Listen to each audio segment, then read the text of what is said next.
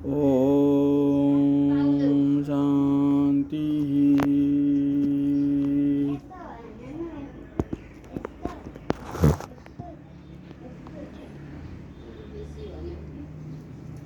ओम संचित महावरादाय नमो नमः। युधिष्ठिर को व्यास जी का उपदेश। प्रतिष्ठित विद्या प्राप्त करके अर्जुन की तपोवन यात्रा एवं इंद्र द्वारा परीक्षा वैशंपायन जी कहते जन्मेजय पांडवों ने आगे बढ़कर वेद व्यासी का स्वागत किया। उन्होंने व्यास जी को आसन पर बैठाकर विधि पूर्वक उनकी पूजा की।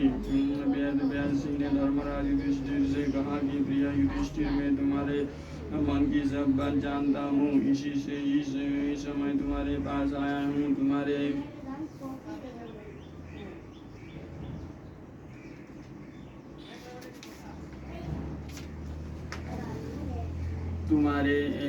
हृदय में भीष्म, द्रोणाचार्य, कृपाचार्य, कर्ण, अश्वत्थामा और दुर्योधन आदि का जो है उसका मैं शास्त्रोक्त रीति से विनाश करूंगा। तुम मेरा बतलाया हुआ उपाय करो, तुम्हारा मन का सारा दुख मिट जाएगा। यह कहकर वेद व्यास जी युधिष्ठिर को एकांत में ले गए और बोले, युधिष्ठिर, तुम मेरे शरणगत शिष्य हो, इसीलिए मैं तुम्हें मूर्तिमान सिद्धि के समान प्रतिस्मृति नाम की विद्या देता हूँ। तुम यह विद्या अर्जुन को सिखा देना, इसके बल से वो तुम्हारा राज्य शत्रुओं के हाथ से छीन लेगा। अर्जुन तपस्या तथा पराक्रम के द्वारा देवताओं के दर्शन की योग्यता रखता है। यह नारायण का सहचर महातपस्वी ऋषि नर है, इसे कोई जीत नहीं सकता। यह अच्युत स्वरूप है, इसीलिए तुम इसको अस्त्र विद्या प्राप्त करने के लिए भगवान शंकर, देवराज इंद्र, वरुण, कुबेर और धर्मराज